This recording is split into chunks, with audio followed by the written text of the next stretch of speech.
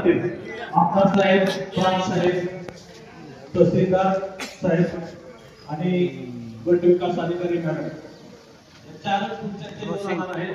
बाकी सर्वांना कार्यकर्त्यांना आपल्या विनंती आहे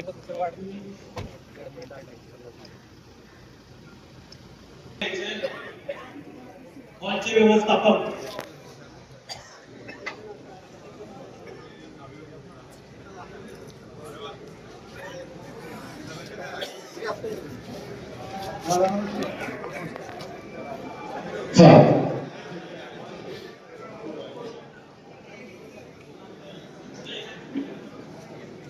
या ठिकाणी पैठण कोरेगाव विधानसभा मतदारसंघाचे लोकप्रिय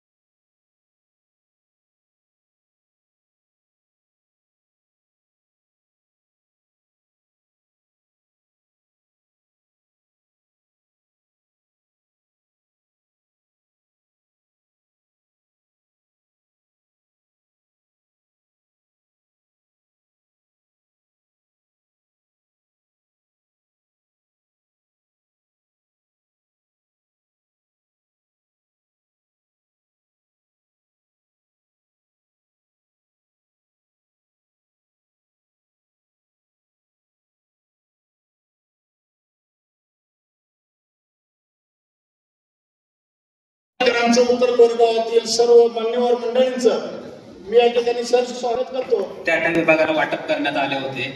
तर जे अर्जांची सगळ्यात कमी संख्या आहे त्या विभागापासून सुरुवात करून आपल्याला ज्याची सगळ्यात जास्त संख्या आहे त्या विभागाकडे जायचंय. तर आता सुरुवात आपण करूया. तालुका आरोग्य अधिकारी एकच अर्ज होता आपल्याकडचा. तर अर्ज काय होता आणि त्याचं काय झालं हे सांगा. एक माहिती तालुका आरोग्य अधिकारी कोरेगाव. माझ्याकडे प्राप्त अर्जामध्ये तक्रार होती की प्रभारी वैद्यकीय अधिकारी हे 24 तास वाठार स्टेशन या PSC ला हजर नसतात. त्यांच्यावरती आपण कारवाई केलेली आहे. वरिष्ठांचं मार्गदर्शन करून त्यांची सेवा समाप्ती केलेली आहे आणि त्याच्या जागी दुसरी ऑर्डर दिलेली. ऑर्डर दिलेले वैद्यकीय अधिकारी अजून हजर झालेले नाही आहेत. त्यांच्या जागी आपण CHO ना तिथला चार्ज दिले.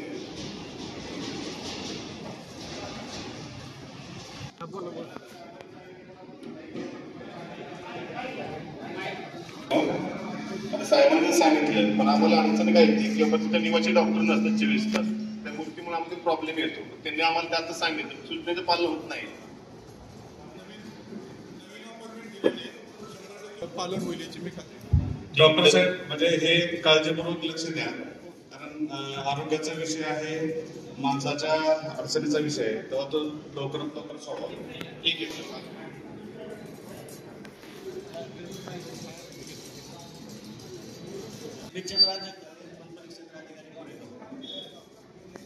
राववाडी ग्रामस्थांनी अर्ज दिलेला होता. आवाज सगळ्यांना समजला पाहिजे अशा भाषेत सांगितलं. रावतवाडी ग्रामस्थ यांनी एक अर्ज दिलेला होता की रानडुकरे शेतीला त्रासाचं नव्हतं. हा अर्ज 4 फेब्रुवारीला आपल्याकडे प्राप्त झालेला होता. 7 फेब्रुवारीला ग्रामपंचायतमध्ये जाऊन सरपंच सर्व ग्रामस्थ यांना श्यामाप्रसाद मुखर्जी योजनेअंतर्गत तार कंपाऊंड दूर करण्याबाबत सर्व व्यवस्थित मार्गदर्शन केले.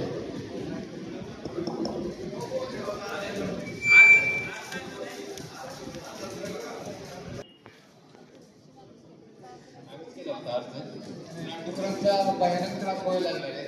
त्यामुळे काही शेतकरी काय करतात, करंट लावतात त्यामुळे तो प्राणी म्हणजे रात्रीचे ज्यांना माहिती नाही ते माणूस पण जाऊ शकतात आणि त्याच्यापासून जीवितहानी पण होऊ शकते. त्यासाठी आमचे म्हणणं आहे किंवा विभागाला की तुम्ही शक्यतो जेवढं तुमच्या हातात विभागाची त्याच्या हातात तुम्ही कंपाऊंड करून घेतलं तर एकदम सोयीस्कर होईल. सर्व शेतकऱ्यांचा तो कायमचा प्रश्न मिटून जाईल. एक श्यामाप्रसाद मुखर्जी योजनेअंतर्गत तरतूद आहे ते शेतकऱ्यांना 75% शासन अनुदान देते आणि 25% शेतकऱ्यांनी त्यांचं स्वतःच आहे. ते तरतूद आपण समजून सांगितलेली आहे.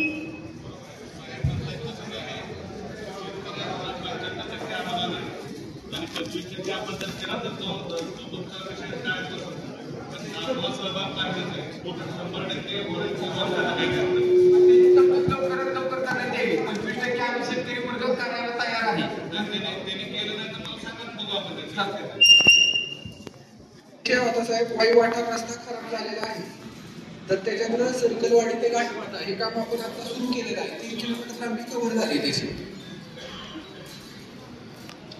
दुसरी तक्रार होती वाईवाटा रस्त्यावरील मोऱ्या अनधिकृत बांधकामाबाबत. तर त्यातील काही मोऱ्यांचं बांधकाम खराब झालेलं आहे तर ते आपण कॉन्ट्रॅक्टरला नोटीस काढलेली आहे. तर तो त्याची दुरुस्ती करून आणि आवश्यकता वाटल्यास त्या मोऱ्या पाडून आपण नवीन बांधकाम करून देतोय. सर्वसाधारण एक आता मागच्या आठवड्यात नोटीस काढली आहे 15 दिवसामध्ये करेल सर.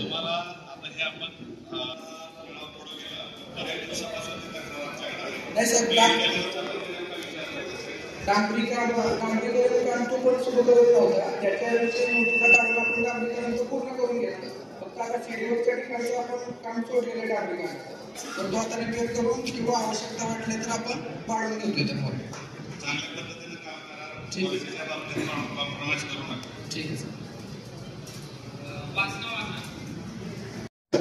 माझ्याकडे 2 अर्ज प्राप्त झालेले होते. वसना उपसा सिंचन योजनेअंतर्गत सोनके, वाघोली, करंजकोट, नांदवळ, दहिगाव, आसनगाव, चौदरवाडी, तलाव टंचाईमधून मोफत भरून मिळण्याबाबत सद्यस्थितीत टंचाई अजून जाहीर झालेली नसल्यामुळे अशा पद्धतीनं सद्यस्थितीत त्यांनी भरून देता येणं शक्य नाही. टंचाई जाहीर झाल्यानंतर आपण त्याचा निश्चित. आणि दुसरा अर्ज होता शशिकांत वामनराव शिंदे यांचा. त्याला इनामपुण्याला पाणी मिळण्याबाबतची मागणी केली होती. आसनगावचं कोण आहे आपल्या इथं? बोला ना काय विषय.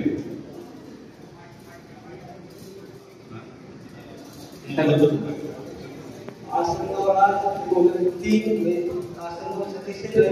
3 ओढे घेतले. 3 ओढ्यातला एक ओढा पूर्ण वंचित आहे.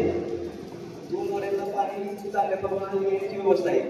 3रा ओढा आहे त्याला त्याच्या 800 फूट फक्त पाईपलाईनची गरज आहे. 800 फूट पाईपलाईन फक्त एक फुटी म्हणजे 12 इंच पाईपलाईन गेली 800 फूट तर तो ओढा 30% क्षेत्रापासून पूर्ण ओढला जाईल. ओढी गरजेची 800 फूट.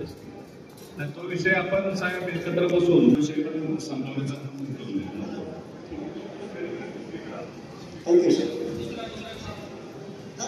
2 अर्ज होते दोन्हीचे सांगितले. पहिला अर्ज होता तो टंचाईच्या बद्दलचा होता आणि दुसरा हा असं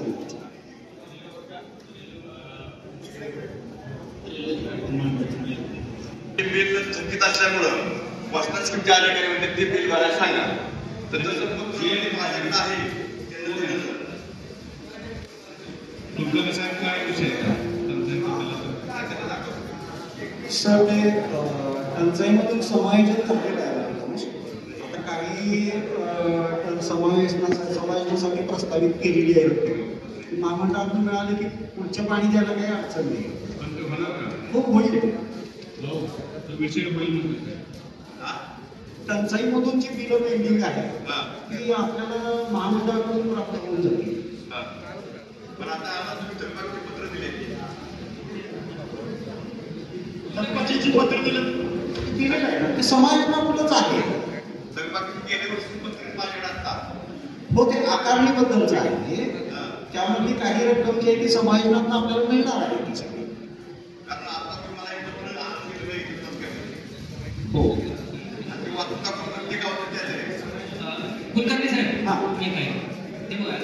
दरवर्षी टंचाई घोषित झाली हो, होती सर. आपले 10 सारखे टंचाईग्रस्त होते हो. बरोबर. हो. आता समायोजन होणार म्हणजे कुठलं डिपार्टमेंट तुमच्याकडे पैसे भरणार? आम्हाला ते महामंडळाकडून जे आम्ही टॅक्सेस घेतो म्हणजे कृष्णा पूर विकास हा, महामंडळ त्यांच्याकडनं तुमच्याकडे पैसे येणार. सगळे आलेले नाही नाही काय काही यायचे राहिले यायचे शिल्लक आहे.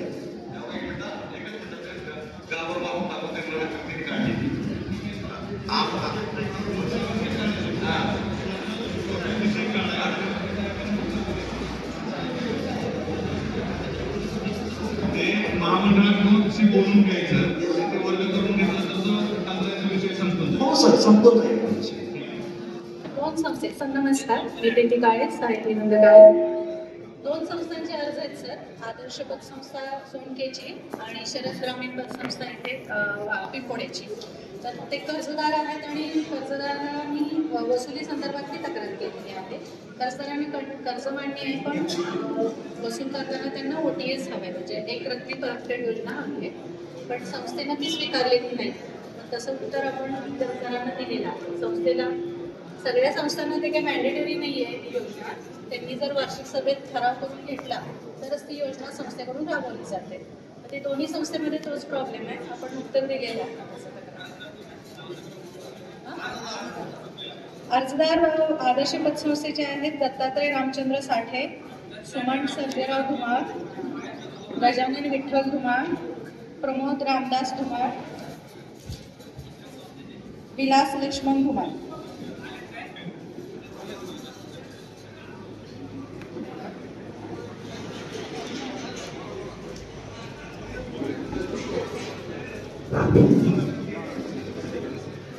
बरगामदार साहेब, आदर्श ग्रामीण बिगर शेती सहकारी पतसंस्थेकडून आपण 31 लाख रुपयाचं कर्ज घेतलं होतं. 2000 मला वाटतंय 7-8च्या आसपास, आणि त्यानंतर ते 31 लाखाचं कर्ज 32 लाख रुपये त्यामध्ये आपण भरले. तरी संस्थेने अजून 32 लाखाची 33 लाखाची मागणी केलेली आहे. आता हे कर्ज भरताना सर्व जमीन वगैरे सगळं विकून हे कर्ज भरलेले आहे. आणि आता जी संस्थेने कारवाई केलेली आहे ती म्हणजे की त्या घराला सील लावणे, घरात असणारी माणसं म्हणजे आता त्यांना राहता येत नाही, आणि अनावधानाने शेवटी राहण्याचा प्रश्न निर्माण झाला म्हणून ते लॉक तोडून आता आतमध्ये गेलेले आहेत. आणि त्याच्यानंतर परत संस्थेने त्यांच्यावर कारवाई केलेली आहे. आणि अशा परिस्थितीत आमची इच्छा आहे की OTS करण्यासाठी आम्ही या संदर्भात तयार आहे. फक्त संस्थेने सहकार्य करून आम्हाला OTS करून या कर्जातून आमची परतफेड करावी अशी आमची विनंती आहे. साहेब, आमदार साहेब, संदर्भ आहे आमदार साहेब, त्याचा पाठपुरावा आपण भरपूर केलाय. आता पाठपुरावा देत असताना या संस्थेने जर OTS स्कीम घेतली असती मॅडम, तर सगळी संस्था आणि कर्जात मंत्री झाली असते. मग हा दोष संस्थेच आहे. आज त्या कर्जदारांना काय त्रास आमचा पहिला प्रश्न.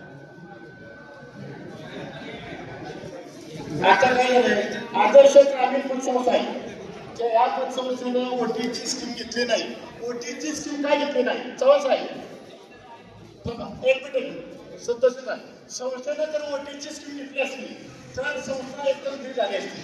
संस्थेने OTS स्कीम काय घेतली नाही, तर संस्थेला नफा जास्तीत जास्त 100%च्या 300% नफ्यासाठी संस्थेनं OTS स्कीम घेतली नाही. त्याच्यामुळं कर्जदारांचे निलाव होणे, त्यांना कुलूप लावणे, बेघर करणे, कायदेशीर मागण्या बेघर करणे हा प्रयोग आता चालू आहे. वॉटर पोलिसांच्या मार्फत अधिकाऱ्यांनी नंदकुमार यादव त्यांचं कर्ज त्यांना माहितीच नाही करता येते, तरी सुद्धा त्यांचं बेघर केलं असं करता येईल का? आणि माझी एकच अडचण आहे यामध्ये की आदर्श ग्रामीण पतसंस्थेनं OTS का घेतलं नाही, हा एवढा माझा प्रश्न. नमस्कार. आदर्श पतसंस्था जी अडचणीची पतसंस्था आहे त्या पतसंस्थेला आता 5.5 कोटीचा तोटा आहे. आणि असल्यामुळे नवीन संचालक मंडळानं OTS स्कीम स्वीकारलेली नाही आहे. हे आमच्या OTS काय घेतलं नाही साहेब आपण सांगा. संस्थेला 5.5 कोटीचा अद्याप तोटा आहे आणि अजून तोटा वाढवून घेऊ शकत नाही संस्था. संस्थेची तेवढी आर्थिक परिस्थिती नाही तेवढा थोडा सहन करण्यात मला या मॅडम विचारायचं मोठी स्कीम घेता येते एवढ्या त्याच्या मोठी स्कीम घेऊ शकते की आपण संस्था ऐका मॅडमचा म्हणणं आहे दोन थकल्यानंतर ते डाऊटफुल 1 या कॅटेगरीत गेल्यानंतर तिथूनचं सरळ व्याजाने 8% कर्ज घेऊन ते कर्ज नील करू शकतो कर्जदार. पण संस्थेला प्रत्येक संस्थेमध्ये मॅन्डेटरी नाही आहे. संस्था स्वतःसाठी ती स्कीम अडॉप्ट करते आणि स्वतः ती स्कीम बनवते आणि मग त्याला ती राबवते.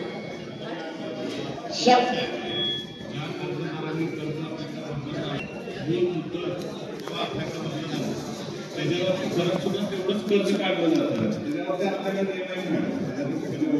आपण जेव्हा मूळ उचल होतो म्हणजे ओटीच्या घरात 35 लाख रुपये जर त्याने रक्कम मिळाला तर ते कधी करून घेतली आपल्याला मूळ उचल तसंच कर्ज कसं चाललं त्यांना ते मान्य नसेल ना सर तर जेव्हा 101 ची कारवाई होते तेव्हा त्यांनी ते म्हणणं मांडणं गरजेचं आहे. आता सुद्धा जरी त्यांना ती 101चं सर्टिफिकेट मान्य नसेल तर त्याच्यावर अपील ते करू शकतात विभागीय निबंधक साहेबांकडे. त्याला ओटी काय झालं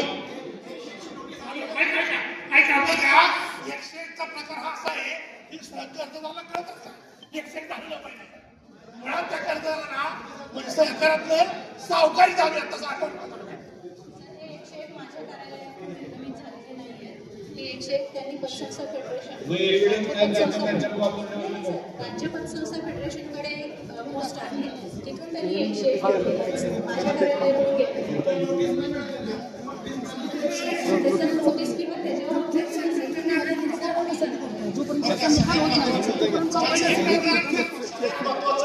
नोटीस काय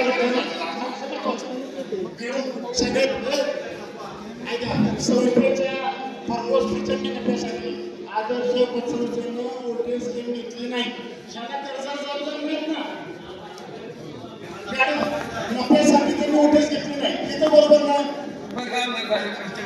जर संस्था तोट्यात आहे त्यांनी यावर्षी आपल्याला डिव्हिडंड काढले नाही. फक्त तो संस्था जर तोट्यात असली तर आपण डिव्हिडंड काढू शकत नाही. संस्थेने डिव्हिडंड यावर्षी आपल्याला आमची फक्त एकच इच्छा आहे की तुम्ही ओटीआय स्वीकारा आणि जवळजवळ 31 लाखाची 32 लाख रुपये भरले आणि अजून जर 32 लाख रुपये भरायला लागत असेल 34,50,000 रुपये बरोबर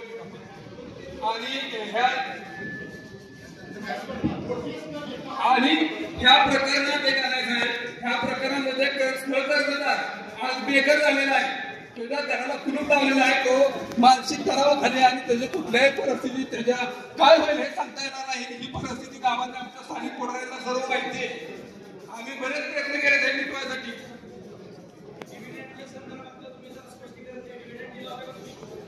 या वर्षी किंवा गेले 3 वर्ष संस्थेने कुठल्याही प्रकारचा डिव्हिडंड दिलेला नाहीये. वार्षिक सभेत साहेब वार्षिक सभेत डिव्हिडंड दिलाय असं जाहीर केले. वार्षिक सभेला या ठिकाणी दत्तूभाऊ होते आणि वार्षिक सभेला आम्ही सुद्धा होतो. डिव्हिडंड आणि आम्ही एवढं म्हणलं की आमच्या स्वर्गीय गावातल्या एकाही सभासदाला डिव्हिडंड देऊ नका. तो डिव्हिडंड आमच्या एका कर्जदाराच्या नावावरती वर्ग केला तर चालेल अशी सहमती सुद्धा आम्ही मागितली होती. आणि सर्व सभासदांनी म्हणजे ठीक आहे ते कुटुंब अडचणीत आहे तर त्या डिव्हिडंड सर्व वर्ग करा त्यांच्या प्रकरणात ही सुद्धा तयारी सभासदांनी त्या मीटिंग मध्ये वार्षिक सभेत दाखवली होती.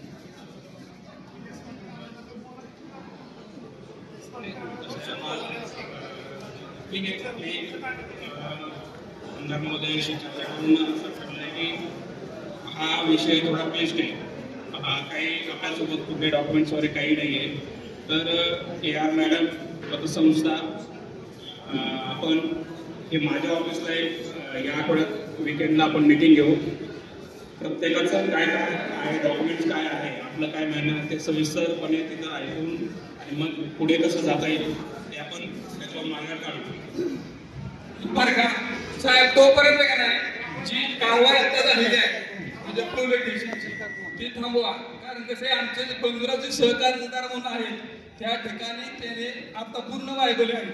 त्यांच्यावर आता परत केसेस पुन्हा दाखल झाले नाही आणि ते पूर्ण वायबल झाले तर ती कारवाई ताबडतोब थांबवा आणि हे संबंध सांगतो. आता पहिल्या जे आमच्या वागायला कारवाई प्रत्येक पतसंस्थेवर कारवाई कर्जदारा पहिल्या थांबवा नंतर तो बंद चालवा. पहिली 101ची प्रकरण ही सगळी कुठे करणे कुणाची गरज करणे कुणाला कुठल्याही कर्जदाराची सुचत नाही का ही प्रकरण केली तर पहिली ते प्रकरण थांबवा आणि नवीन तुम्हाला काय करायचं सांगतात परत 4-6 वर्ष माणसाला नाही 4 मिळते आत्ताची कारवाई चालू माणसं आत्महत्या करतात माणसं मिळते काय करणार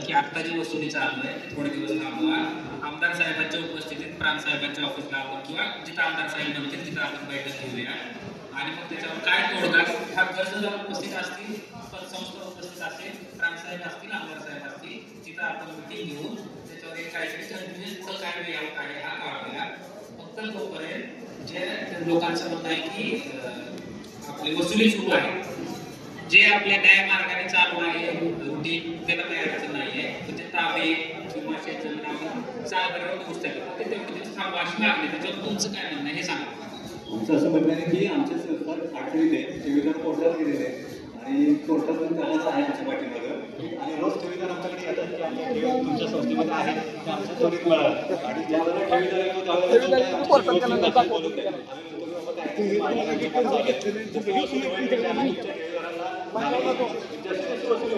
आम्ही तुम्हाला पेमेंट देऊ अशी आमच्या अडचणीत आहे या संदर्भात मी तुमची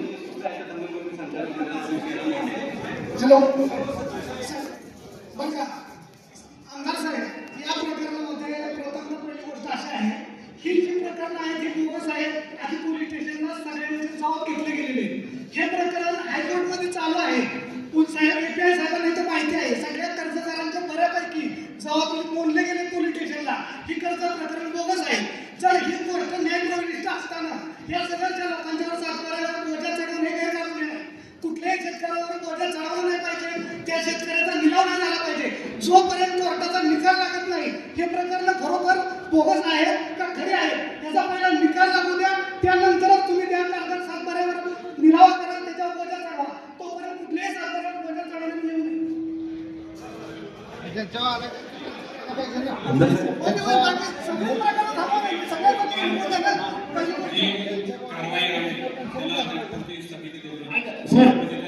सर आपल्या समोर तुम्हाला पुढे कर्जार्थ कधी सहाय्य केलेत का तुम्ही कर्जार्थ सहाय्य केलेत का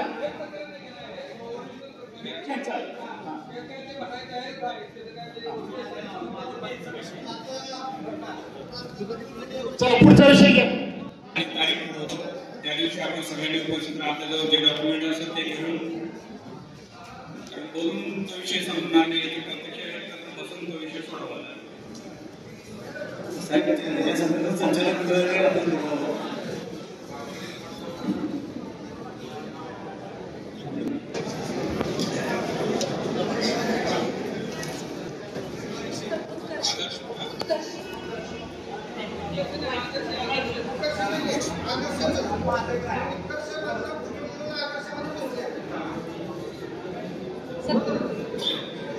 आता जो आदर्श पतसंस्थेचा विषय झाला तो विषय फार गंभीर आहे म्हणजे जे कर्जदार आहेत त्या कर्जदारांचं असं म्हणणं आहे की सगळं बोगस कर्ज करून प्रकरण तयार करून आमच्यावरती बोजा चढवण्याचं काम चालू आहे तर तो कायदेशीर न्यायप्रविष्ट भाग आहे प्राण साहेबांच्या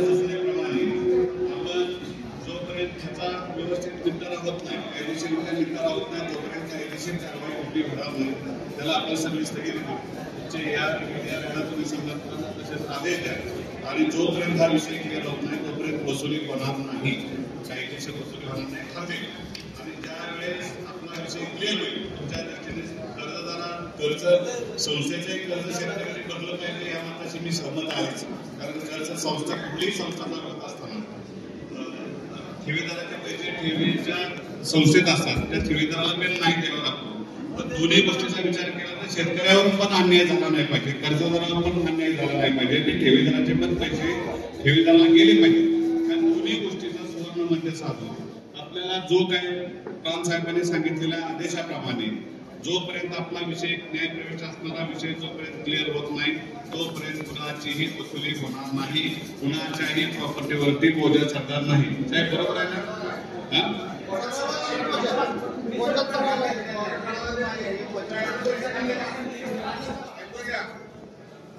मॅडमने सभागृहाचा विचारलं का? परत आम्ही कर्ज घेत नाही, आम्ही जामीनदार आहे. आमच्या माहितीकडे बोललं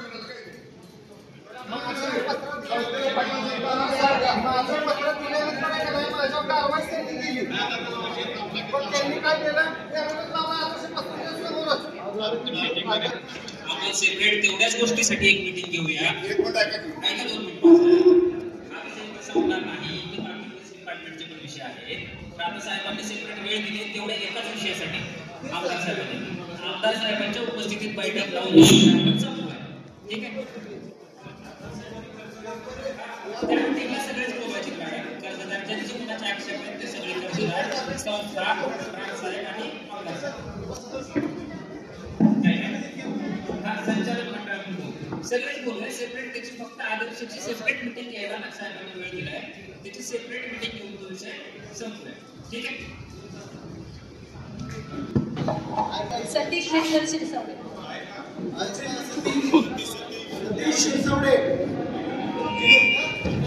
जरी म्हणणं तसंच आहे, कर्ज मान्य आहे पण आम्हाला OTS करून टप्पे पाडून द्या.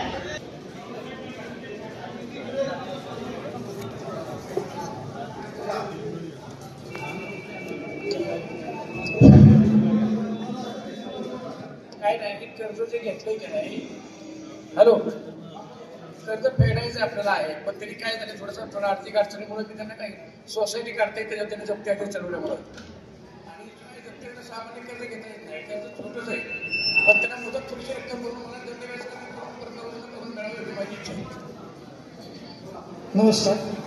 सेंटर जमा होतो, त्यांना रिन्यू करूनची संधी दिली होती आपण, ते अजून आमच्यापर्यंत पोहोचलेले नाही. ज्यावेळेस 110 दाखल केला होता त्या ऑफिसमध्ये ठरलं होतं, त्यावेळेस ते आलेले नाही. त्यानंतर वसुली दाखला इश्यू झाला.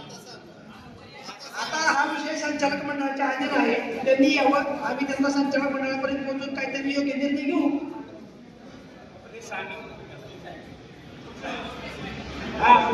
थोडंसं पैसे म्हणून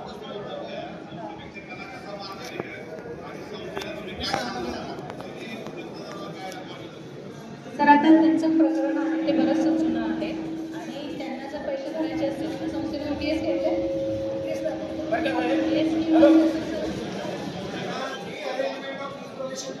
रिअरेंजमेंटची प्रत्येक संस्थेमध्ये त्यांची स्वतःची नियमावली असते.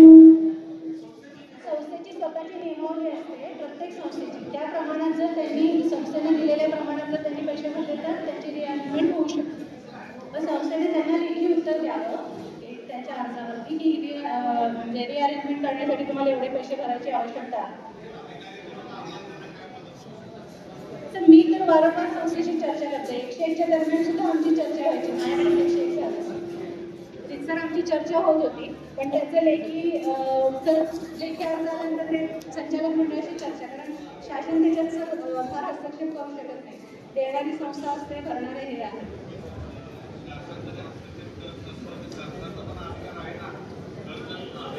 नियमाबाह्य असेल तर त्यांनी तशी तक्रार द्यावी. सर हॅलो सर, काय माहिती का, 2 लाखाचं कर्ज असेल ना तर त्याच्यामध्ये 1 कोटी जमिनीवर जप्त्याने चढवतात. 1 कोटी जमिनीवर जप्त्याने चढवतात. ही काय पद्धत बरोबर आहे का? सामान्य कर्ज घेता येत नाही, सोसायटी घेता येत नाही, ही काय पद्धत आहे? सरकार करायची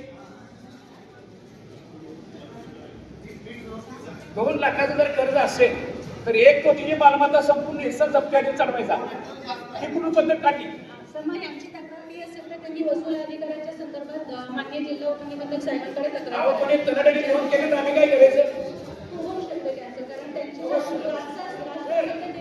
सोसायटी बंद, सामान्य कर्ज बंद, सगळं नसतं.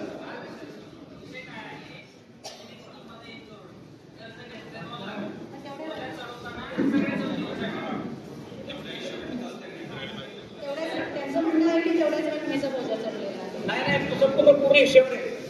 पूर्ण हिशेवर असलं तरी रक्कम नोंद असते. आणि काय माहिती का, त्यांना आम्ही थोडी रक्कम करून महिन्याची बंद करून जरा काय कुठे अडचण असते तेवढं सहकार्य करायला करत नाहीत सर. सर ते आता संस्था ठरवेल किती रक्कम भरून घेऊन रिन्यू करायचं आणि कंटेनर्स कमी करा.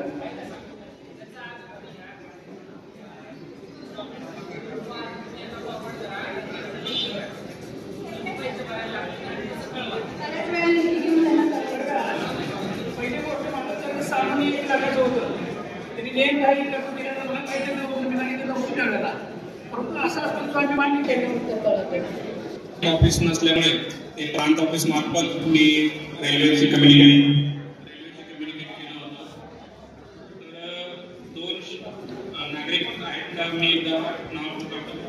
अरुण दिनकर गोयटे आहेत का? अरुण. रेल्वेने टाकलेल्या खड्डीच्या भरावामुळे पावसाचं पाणी शेतात जात आहे. रेल्वेने काही भराव टाकला होता ते मी त्यांना रेल्वेला कळवलं आहे. ते योग्य ती उपाययोजना पावसाळ्याच्या अगोदर करणार आहे. दुसरं आहे आपलं रेल्वे स्टेशनचा भुयारी मार्ग आहे, अंडरग्राऊंड पास तिथला पडझड झालेला आहे. त्याच्यामुळं तो विषय रेल्वेच्या कामावर आहे, त्याच्यावर मी पावसाळ्याच्या अगोदर काम करणार आहे. तिसरा जो विषय आहे पांडुरंग कृष्णराव गोयटे आले का? बरं, यांचा विषय असा होता भूसंपादनाची त्यांना रक्कम मिळालेली नाही असं त्यांचं म्हणणं होतं. तर प्रांत ऑफिस हे 2013 मध्ये झालं आणि हे भूसंपादन त्यांचं म्हणणं होतं की हे 2001 मध्ये झालेलं होतं. तर प्रांत ऑफिसच्या अगोदर जे भूसंपादन ऑफिस होतं कलेक्टर ऑफिसचं 21 नंबरचं त्यांच्याकडे आपण हे पाठवलं होतं. त्यांनी त्यावेळेस पाहिलं, त्याचे रेकॉर्ड चेक करून भूसंपादनाचं कारवाई सुरू झाली होती, पण ती कारवाई वेळेत पूर्ण न झाल्यामुळे तो भूसंपादनाचा प्रस्ताव व्यपगत झाला, म्हणजे लॅप्स झाला होता. त्याच्यापुढे भूसंपादन करता आलं नाही आणि नंतर थेट खरेदीला ज्यांना ती जागा पाहिजे होती त्यांनी थेट खरेदीला घेणार होते, पण ते खरेदीचा काही प्रस्ताव दिलेला नाही, त्याच्यामुळे ते भूसंपादन झालेलं नाही. असं आपण संबंधित खातेदाराला जे पांडुरंग गोयटे आहेत त्यांनाही कळवलेलं आहे.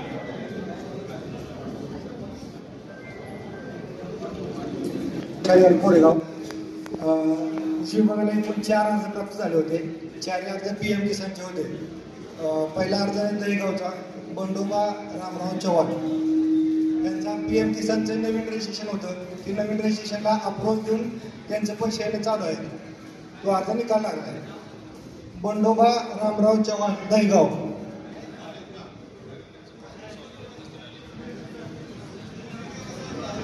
बंडोबा चव्हाण आले का? त्यांचा विषय क्लिअर झाला. दुसरा अर्ज होता दत्तात्रय विश्वास मतकर फडतरवाडी विखळे. फडतरवाडी त्यांचं खातं इनॅक्टिव्ह झालं होतं, ते खातं ऍक्टिव्ह केलेलं आहे. त्यानंतर त्यांना फोन करून त्यांची EKYC सुद्धा पूर्ण करून घेतलेली आहे. तो विषय क्लिअर झाला. असं. तिसरा अर्ज रावसाहेब गंगाराम वाघ जाधववाडी. त्यांचं सुद्धा EKYC इनॅक्टिव्ह खातं होतं आणि लँड सेलिंग सुद्धा नव्हतं. तर ते खातं आम्ही पहिल्यांदा ऍक्टिव्ह केलं. त्यानंतर तहसीलदार साहेबांना लँड सेलिंगसाठी केलं, ते सुद्धा लँड सेलिंग पूर्ण झालं आहे. लँड सेलिंग नंतर ते EKYCला गेलं. EKYC सुद्धा त्यांची शुक्रवारी पूर्ण करून घेतलेली आहे. तो सुद्धा अर्ज निकाली निघालेला आहे. चौथा अर्ज आहे महेश नानासो बोबडे अनपटवाडी. ते सुद्धा खातं इनॅक्टिव्ह होतं, ते खातं ऍक्टिव्ह करून घेतलं आहे आणि 19 मार्चला त्यांना मागचे राहिलेले 8 हप्ते जमा झालेले आहेत. असे 4 अर्ज निकाली निघाले आहे. कृषी विभागाचं अभिनंदन.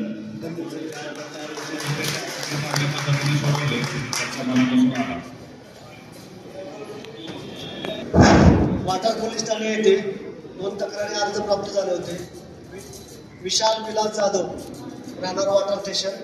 त्यांचा एक तक्रारी अर्ज होता की वाघदेव चौकामध्ये रोड रोमियोचा त्रास होतो.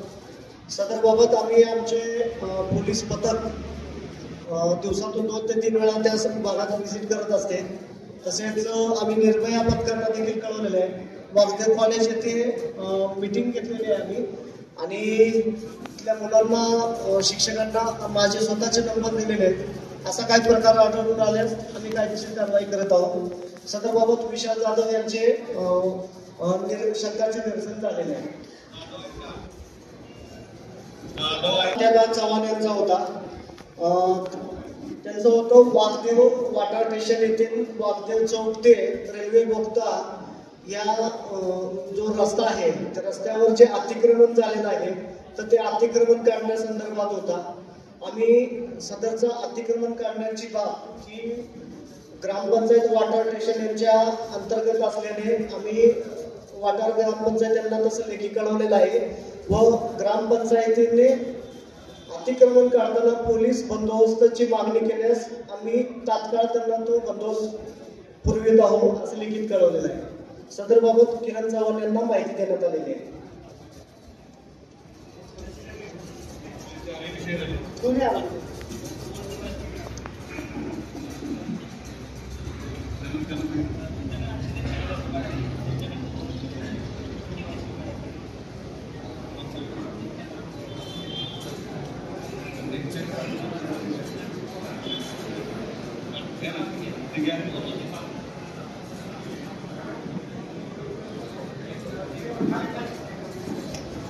माननीय उपविभागीय अधिकारी कोरेगाव पोलीस विभाग यांच्याकडे एक तक्रारी अर्ज होता, माझ्याच विरोधात होता. वाघोली येथे एक पोल्ट्री कंपनी आहे, ती शेतकऱ्यांच्या शेतामधून विद्युत कनेक्शन घेण्यासाठी त्यांनी पोलीस बंदोबस्त मागितलेला होता. सदरबाबत आम्ही सार्वजनिक बांधकाम विभाग कोरेगाव यांच्याकडे तो रस्ता शासकीय आहे अगर कसे याचा आम्ही अभिप्राय घेतला असता. कोरेगाव विभाग यांनी तो रस्ता हा अद्यापपर्यंत शेतकऱ्यांकडून शासनाकडे वर्ग करून घेतला नाही असं कळवलेलं आहे. त्याबाबतची पोल्ट्रीनी शासकीय बंदोबस्त मागणीबाबत जो अर्ज केलेला होता तर तो रस्ता सध्या खासगी स्वरूपाचा असल्याने आम्ही तो पोलीस बंदोबस्त प्रस्ताव नाकारलेला आहे. वाघोलीकर आहेत का? वाघोलीकर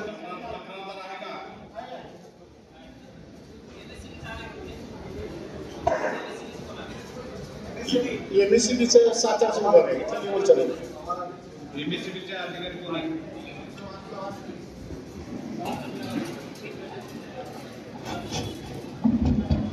नमस्कार सर, ऐका ना दोन विषय काय आहे की हे अर्जदार माझ्याकडे पण आले होते. विषय काय तुमचं 2.0 मध्ये तुम्ही त्याला मान्यता दिलेली आहे, काहीतरी कॉन्ट्रॅक्टरने ते करायचंय. मग आता पोल जे करायचे ना आपल्याला त्याच्यासाठी बंदोबस्तासाठी पत्र देण्यासाठी तुम्ही PWD ला आणि तहसीलदारकडे पाठवलं त्यांना संबंधित व्यक्तींना. पवार साहेब नाही आले, नाही 7 कार्यक्रम होता, त्यानंतर मिटिंग लागली म्हणून थांबले. आपल्या भागातल्या लोकांचा विषय सगळ्यात जास्त तक्रारी या तुमच्या विभागाच्या संदर्भामध्ये असतात आणि डेप्युटी इंजिनिअरिंगला असताना सगळं आम्हाला करून एवढंच कळवण्यात आलं की मिटिंग आले. आम्ही जेवढं आहे तेवढं ते आम्ही अटेंड करायला.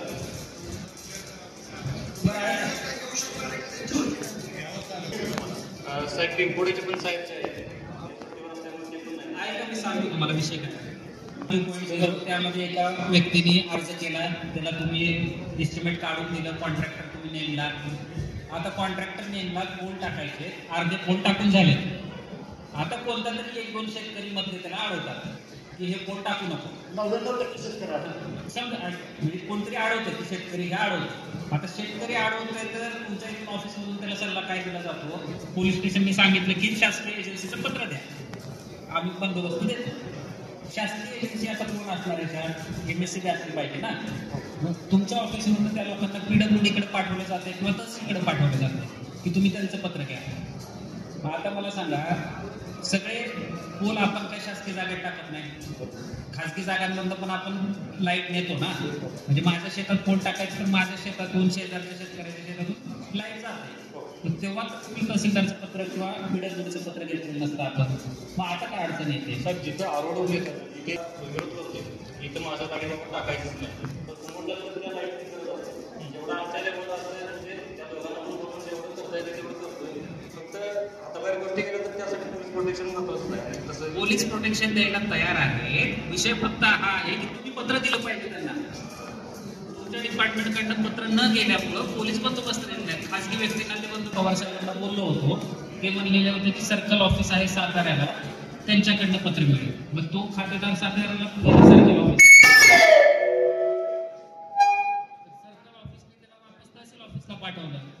की शेतकऱ्यांचा विषय आम्ही काय पत्र देणार, मग ह्याला काहीतरी तोडगा काढला पाहिजे ना, कारण बऱ्याच लोकांचा असणार आहे.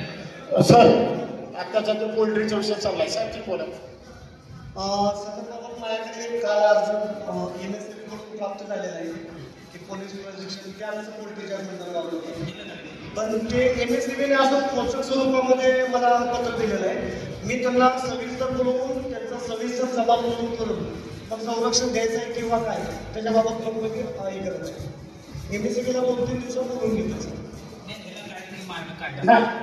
अनेक करून ते बोलू विषय. आता शेतकऱ्यांच्या बाजूने मी बोलतोय, माझाच अर्थ आहे साहेब, बरोबर आहे ना. तर माझं काय मत आहे, पोल्ट्रीसाठी वाघोली ग्रामपंचायत आणि रावतवाडी ग्रामपंचायतीनं ग्रामसभा आणि मार्केट मिटिंगचा ठराव करून पोल्ट्री फार्मला विरोध केलेला आहे. म्हणजे दोन्ही गावांनी विरोध केला आहे साहेब, बरोबर आहे. साहेबांच्याकडे जबाब द्यायला 50 ते 60 शेतकरी आले होते आणि ह्या दोन्ही ग्रामपंचायतीच्या हद्दीमध्ये जो पोल्ट्रीचा व्यवसाय येतो आम्ही त्याला विरोध केलेला आहे दोन्ही ग्रामपंचायतीनं. तसंच संबंधित प्रांत ऑफिस तहसील कार्यालयापासून ते मुख्यमंत्री उपमुख्यमंत्री आमदार मोठा ते सगळे कळवलेले आहे. तर आमचं म्हणणं आहे की ह्या पोल्ट्री फार्मची जी कॅपॅसिटी आहे ती जवळजवळ 25 ते 30 लाख पक्ष्यांची आहे. त्यामुळं तिथल्या शेतीच्या पिण्याच्या पाण्याच्या पिकावरती दुष्परिणाम होणार आहे. तर त्या पोल्ट्री फार्मला रावतवाडी ग्रामस्थान वाघोली ग्रामस्थांचा 100% विरोध आहे. तर आमचं मत आहे की त्यांनी पोल रवत असताना दंडीलशाहीने पोल रवले साहेब, बरोबर आहे का. तुमच्या आमची तक्रार पण तशी होती, धमकी द्यायच्या भाषा वापरल्या त्यांनी. पुणे मुंबईचे गुंड म्हणजे मी पोलीस स्टेशनला आम्ही तक्रार पण दाखल केली. 1-5-6 गाड्या येतात पुणे मुंबईच्या, MH12च्या गाड्या येतात, MH4च्या गाड्या येतात आणि त्या रस्त्याला दहशत निर्माण करून पोल रवण्याचा प्रयत्न करतात. त्या संदर्भाचा अर्ज आम्ही वॉटर पोलिस माने साहेबांच्याकडे पण दिलेला आहे. आणि दंडीशाही करून ह्या दोन्ही गावच्या ग्रामसभेचे ठराव आहेत, दोन्ही गावच्या ग्रामस्थांचा विरोध आहे. आणि असा विरोध असताना आमची विनंती की तहसील ऑफिस असेल किंवा प्रांत ऑफिस असेल किंवा पोलीस स्टेशन असेल, MSCB बोर्डाला सगळ्यात आम्हाला सहकार्य करावं आणि हे पोल्ट्री फार्म आमच्या इथं होऊ नये अशी आमची विनंती. पोल्ट्री फार्मला परमिशन घ्यायला काय लागतं, कोणाची परमिशन लागते,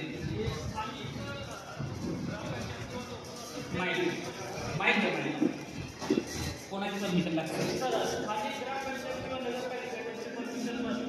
त्यांचीच लागते. त्यांची परमिशन नसेल तर मग जर समजा एखादा व्यक्ती आहे ज्यांना विदाऊट परमिशन पोल्ट्री सुरू केली, ग्रामपंचायतला तक्रार कोणाकडे करायची, आपल्याकडनं पशुवैद्यकीयकडे, बरोबर. आणि मग तुम्ही त्याच्यावर निर्णय देणार. हो सर. ते बघा साहेब एक मिनिट. ज्या वेळेला महाराष्ट्र शासनानं ग्रामविकास खात्याने ग्रामसभेचे अधिकार दिले, ग्रामसभेचे अधिकार कशासाठी दिले, ग्रामपंचायतीच्या बॉडीनं जरी काही चुकीचं केलं तर ग्रामसभेने त्याला विरोध करावा. दोन्ही ग्रामपंचायतीचे ग्रामसभेचे ठराव हे करू नये असं असताना सुद्धा त्या ठिकाणी त्याची नोंद होती कशी आणि लाईटचं कनेक्शन जोडलं कसं जातं याचं उत्तर पहिले मिळू द्या.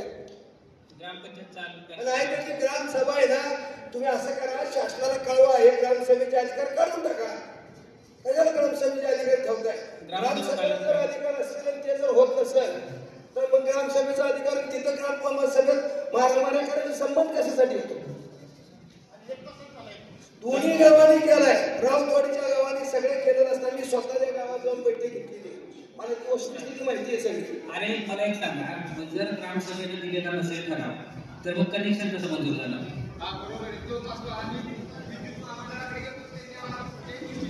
आणि दुसरा एक मिनिट सर, दुसरी गोष्ट साहेब, माने साहेब तुमचं अतिशय चांगलं काम आहे, तुमचं अभिनंदन करतो.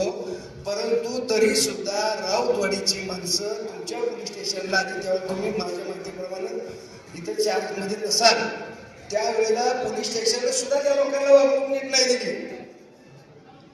तपासून बघा, तुम्ही अतिशय चांगलं काम करता, आम्हाला तुमच्या कामाच्या बाबतीतली माहिती आहे. अगदी बरोबर आहे. ज्यांच्याकडे लिगली पेपर असतील त्यांना आम्ही 100% मदत करतो. ग्रामपंचायतीचे दाखलाच नसेल त्याच्याकडे, परमिशनच ग्रामपंचायतीने दिलं नाही, त्याच्या पुढचं लिगली काय असतं काय MSCBला काय MSCBचा विषय घ्यायचं कामच नाही. कुठे डेप्युटी देतो आणि पैसे काढून घरात नसले का हा 2-2 ग्रामपंचायत तुम्हाला ना हरकत दाखला नसताना तुम्ही कनेक्शन घेताय, कुठल्या बेसवर दाखला कनेक्शन घेताय? पोल्ट्रीच्या कनेक्शनला ग्रामपंचायतचा दाखला घ्यायला लागतो. अरे पण परमिशन नाही ना ग्रामपंचायत नको असेल एखाद्या व्यवस्था गावात. सर्वसामान्य नागरिकांचं जर आरोग्य धोक्यात येणार असेल तर तुम्ही दाखला देणार का त्याच्यावर? त्याची काय असेल ते समजा ते कागदपत्र जमा केलं असेल तर त्यांना द्यायला सांगतात. म्हणजे ग्रामपंचायत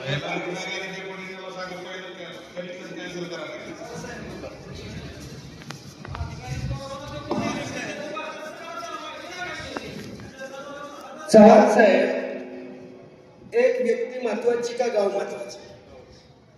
तुम्ही एक व्यक्तीच्या व्यवसायासाठी गाव वेठीस धरता. एक तर ग्रामपंचायतीची चूक आहे तिथली आधी. ग्रामसभेत ठराव झाल्यानंतर ग्रामपंचायतीची नोंद केली कशी? बीडीओ साहेब तुम्ही स्वतः लक्ष घाला. त्या ग्रामसभेचा ठराव केलेला असताना ग्रामपंचायतीच्या नंतर ग्रामसभेचा ठराव झाल्यानंतर ग्रामपंचायत नोंद कशी?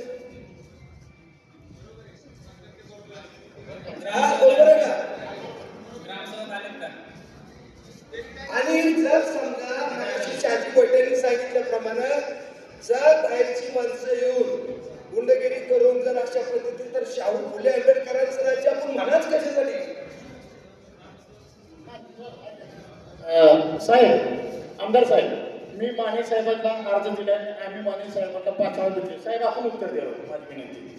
ते MS4च्या गाडी संदर्भात आणि MS4 आमच्याकडे तक्रारी अर्ज प्राप्त झालेले. घटना कधी घडली, केव्हा घडली आणि त्यांनी काय दखलपात्र अपराध केला आहे का याबाबत आम्ही त्यांना विचारणा केलेली आहे. अजूनपर्यंत मला वाघोली गावातल्या ज्या लोकांनी अर्ज केलेला आहे त्यांनी उत्तर दिलेलं नाही. रोगोप स्वरूपात येऊन गेले, वेळ पाहिजे त्या गोष्टीला. प्रत्येक गोष्टीला गुन्हा दाखल होताना घटना, ठिकाण आणि कधी घडले ह्या गोष्टी महत्वाच्या असतात. त्याचं जर आम्हाला उत्तर देतं त्याप्रमाणे आम्ही कायदेशीर कारवाई करू. साहेब, त्यासाठी आम्ही आता त्या रस्त्याला CCTV कॅमेरे बसवले. म्हणजे खाजगी मालकांना आम्ही सांगून त्या रस्त्यावरती CCTV कॅमेरे बसवले आणि आम्ही आपल्याकडे तसं पुरावा सादर करू त्या पद्धतीने आपण कारवाई करायची. बरं आहे का? ह्याच्यामध्ये काय झालंय, आपण अर्ज करतोय MSCB आणि पोलिसांना. मूळ पोल्ट्रीचे अधिकार आहे पशुवैद्यकीय खात्याला. ठीक आहे, डॉक्टर साहेब आहे तिथं. तर तुम्ही त्यांच्याकडे अर्ज करा जर तुमचा आहे की त्या असताना नोंदवली गेली त्याच्यावर ते निर्णय घेणार आहे. बाकी डिपार्टमेंटला तो उपयोग होणार नाहीये. नोंद केलेली रद्द केली त्या सरपंचाने. विषय भेटला. पण इथून पुढे लक्षात ठेवा, नोंद रद्द केली. इथून पुढे लक्षात ठेवा, पोल्ट्री रिलेटेड किंवा शेळ्यांचा फार्म असतो ह्याचे अधिकार असतात पशुवैद्यकीय खात्याला. तर मला वाटतं आपले म्हणजे कोणी त्यांच्याकडे अर्जच केलेला नाही, त्याच्यामुळे त्याचा विषयच माहित नाही. इथून पुढे नेहमी लक्षात ठेवा, असा कुठला विषय असेल तर पशुवैद्यकीय विभागाचा अर्ज करणं आवश्यक आहे.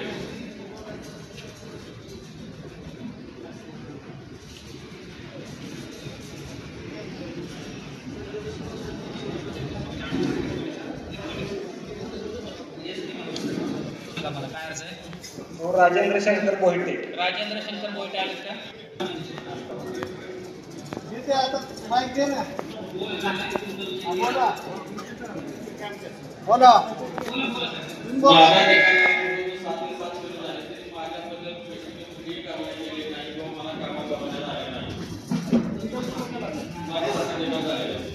बोला आता.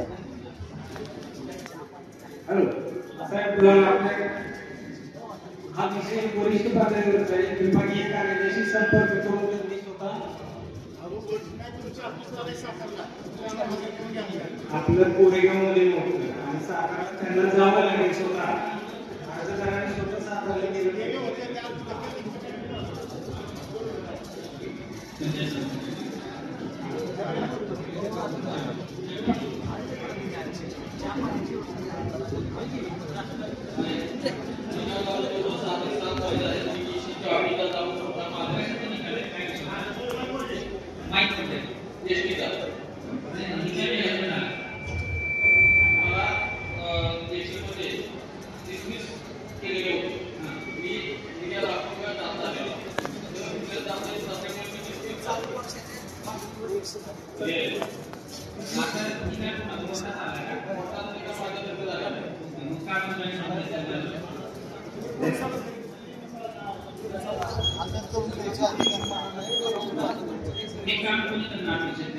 विभागीय कार्यालय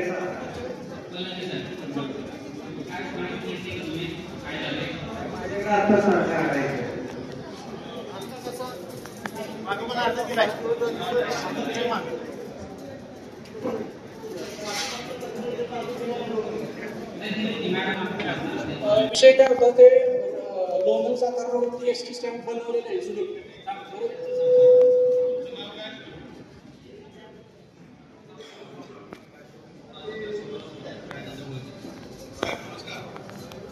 आपला जनता दरबार चालू आहे आणि एसटी संदर्भातला एक विषय इथं आलेला आहे आणि राजेंद्र मोठे म्हणून चालक म्हणून होते आमच्याकडं काम करत होते झालेला आहे.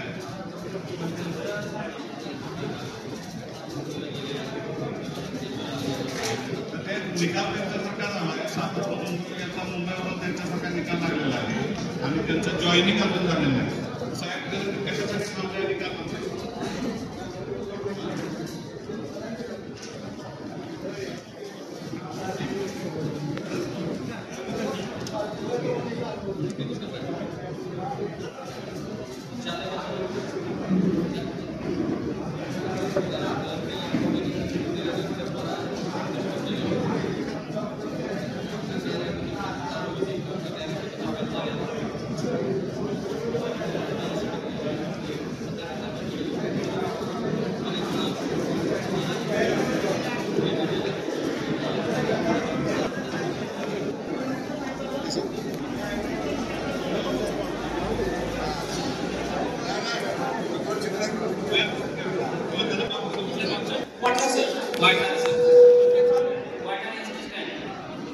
त्याची प्रक्रिया चालू आहे साहेब.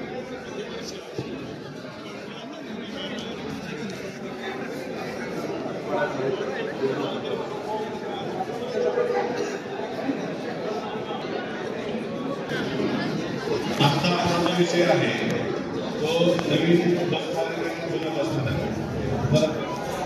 हलवण्याबाबतचा. तर तो वाठार क्षेत्रातले सर्वच ग्रामस्थ एकत्र बसा आणि सगळ्यांनी मिळून ठरवा की आपल्याला बाहेर पाहिजे का जुन्या ठिकाणी पाहिजे. हे आपला सरकारचा नियम जो आहे तो संबंधित अधिकाऱ्याला सांगूच, पण ज्याचा नुकसान होणार असेल गावाचा कुठं ठेवायचं ते गावाने सगळे एकत्र बसा, वाटर स्टेशनमध्ये निर्णय ठरवा, त्या निर्णयाप्रमाणे आपण जाऊ.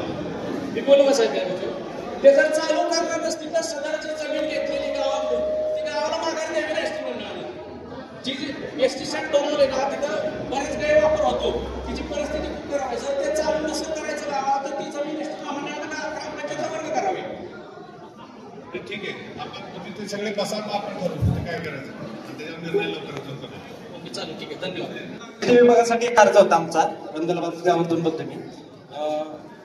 रंदलाबाद वॉटर स्टेशन शटल सेवा सुरू व्हावी असं या ठिकाणी आम्ही अर्जामध्ये नमूद केलं होतं. कारण की वॉटर स्टेशन करंजकोट पिंपोडे या ठिकाणी रंदलाबाद करंजकोट सोनके या ठिकाणाहून सर्व विद्यार्थिनी कॉलेज आणि हायस्कूलसाठी येत असतात.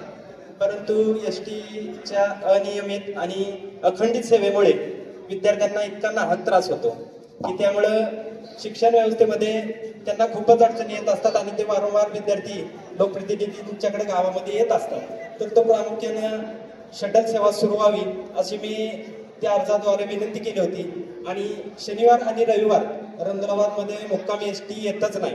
त्या ड्रायव्हर आमच्याकडून मी समस्या जाणून घेतली तर त्यांनी सांगितले की एसटी सेवा ही पूर्वीच्या वेळेनुसार सुरू व्हावी तर ही सेवा सुरळीत चालू होईल असं मला त्यांना यातून सूचित करायचं आहे. धन्यवाद. सध्याच्या परिस्थितीनुसार आता चालूच आहे, फक्त 2 फेऱ्या कमी आहे ते पण सुरू करा.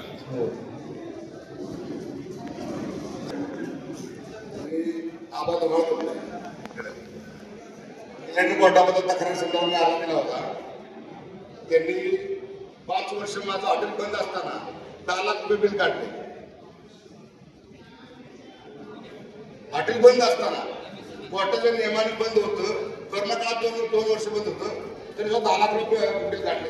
त्यांनी काय माहिती दिले, तुम्ही इलेक्ट्रिक मीटरची छेडछाड केली मग तुम्हाला दंड आकारण्यात नाही.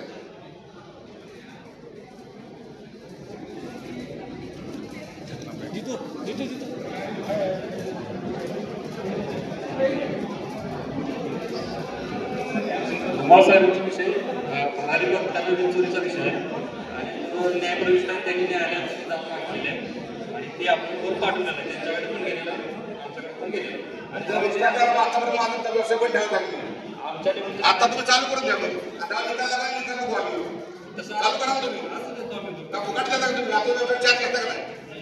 चालू करा वीज चोरीचा विषय असल्यामुळे बिल भरणार असल्यामुळे कनेक्शन बंद करायला तुमचं काम आहे रक्ता आमचा नुकसान करत नाही चालू करून द्या यावेळी कोर्ट निर्णय नाही या तुमच्या विषयी बरे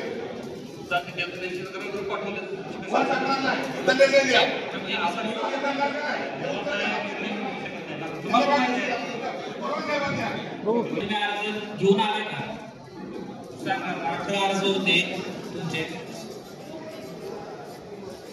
समोर अर्ज आहेत का अर्जदाराचं नाव सांगा आणि त्याचे काय तक्रार होती हे सांगा आणि मग त्याचं पुढं काय झालं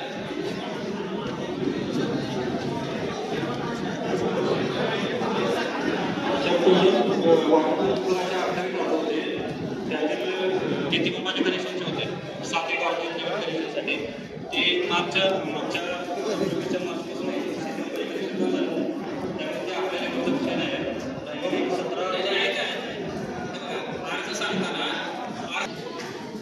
अर्जदार समोर असेल तर तो सांगेल झाले नाही झाले जे काय असेल सोनकी सेक्शन मध्ये सोनकी बाकीचे लोक जरा शांत राहा म्हणजे ऐकू येईल बाकीचे लोक कृपया जरा शांतता राखा हा सोनकीचा कोणाचा अर्ज आहे रंधुराबाद मध्ये दिलीपची जावा जगताप आहे दिलीपची जावा जगताप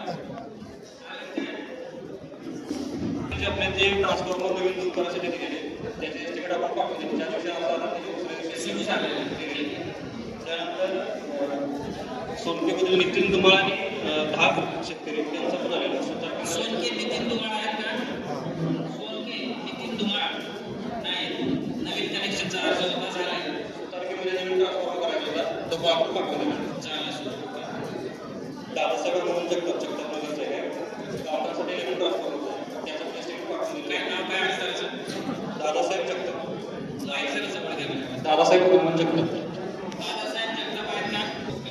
त्यांचं रंगलामधले रमेश रामराव जगताप त्यांचं फुल शिफ्ट करायचे झाले का त्यांचं माहित का त्याला तुमचं झाले का अर्ज माझा ह्याच्या बाबतीत मधोमध राहिलेला आहे मला घर बांधायचं आहे त्यासाठी शिफ्ट करून देणार का तुम्ही माहिती जवळ घ्या माहिती जवळ घ्या शिफ्ट करून देणार का तुम्ही शिफ्टिंगचं आपण त्यांचं वर पाठवून दिलेलं आहे लेवलला सँक्शन होतं ते त्याला फंड लागतो फंड लागल्यानंतर त्यांची वर्क ऑर्डर निघाली की काम करायचं आपल्या लेवलचे एस्टिमेट करून त्यांचं पाठवून दिलं नमस्कार आमदार साहेब नमस्कार माझी आता सध्या अडचण आहे घर मला बांधायचं आता जिथं राहतो ना तिथं मी आता चालत मी जाऊ शकत अशी वस्तुस्थिती आहे माझी आणि नवीन जागेत आता आहे ना पोल बी आता आहे ना पहिली लाईन इकडनं होती आणि नवीन लाईन परत मुंबईला असल्यामुळे कामाला माझ्या गैरहजेरीमध्ये मधोमधच राहिला 4 गुंठ जागा आहे फक्त मला गावठाणामध्ये रंधुराबाद मध्ये 4 गुंठ जमीन आहे बाकी मला करत क्षेत्रामध्ये पण आता मला घर बांधायचं राहायला जायला जागा नाही मी काय करू मी साहेब एक विनंती करतोय मी माझ्या जागेतच राहायला जागा देतोय मागं तरी राहा नाही तर पुढे तरी राहा मधोमधच राहा मी करू शकत नाही फार अवघड काम नाही ते करून घ्या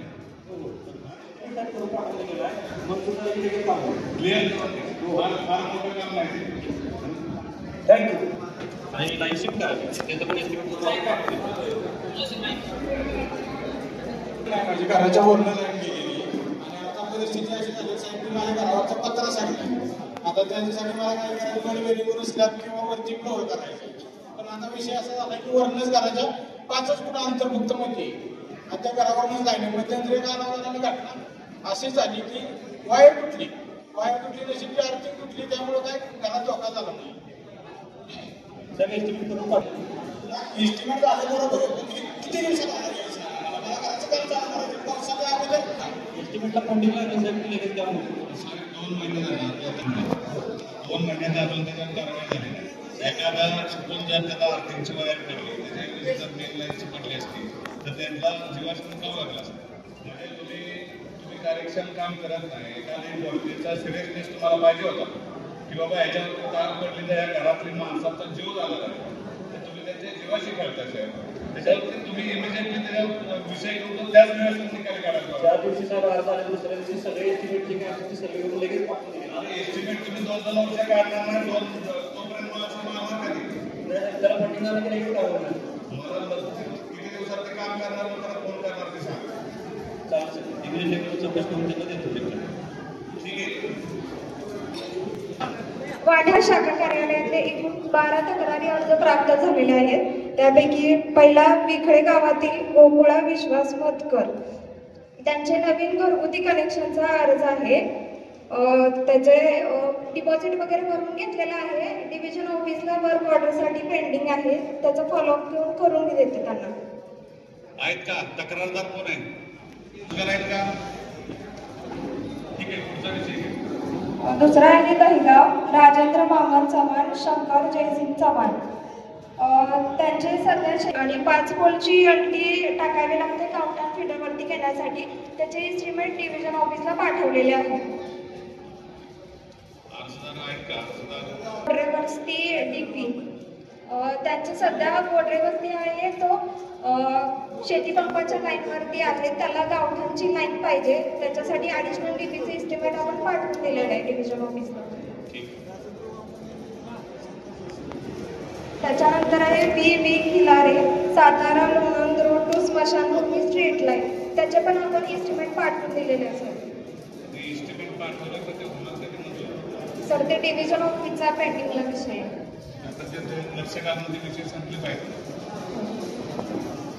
नंतर बाठार गिरीश मुगोटराव घाडगे, त्यांचा पण गोडरे वस्ती शेतीपंप वाहिनीचाच विषय आहे. ते सेम विषय आहे गोडरे वस्तीचा. आसनगाव रवींद्र शिंदे आणि जालिंदर टी काकडे, त्यांना 2 नवीन शेतीपंपाचे DDC पाहिजे त्यांच्या शेतीपंपाच्या कनेक्शनसाठी. त्याचं पण इस्टिमेट पाठवलेलं आहे सर. नाही, बंद आहे सध्या. ॲडिशनल डीपी सर, ऑलरेडी त्यांची कनेक्शन आहेत तिथं. अतिरिक्त डीपी पाहिजे त्यांना.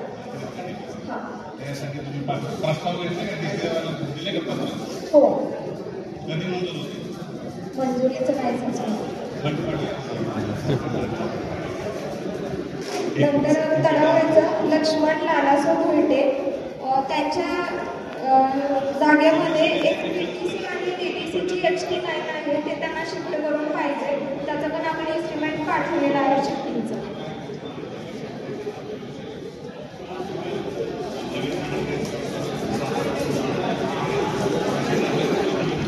समाधान अप्पा भोटे तडवळे LG न्यू कनेक्शन. सध्या शेतीपंपाचे कनेक्शन देण्याचं बंद आहे. त्यामुळे त्यांना मागे त्यांना सोलर गॅस स्कीममध्ये शेतीपंपाचं कनेक्शन घेण्यास सांगितले आहे. त्यानंतर तडवळे संतोष रामचंद्र चव्हाण न्यू शेतीपंप कनेक्शन, त्यांना पण हे सांगितलेलं आहे सोलरमध्ये अप्लाय करायला.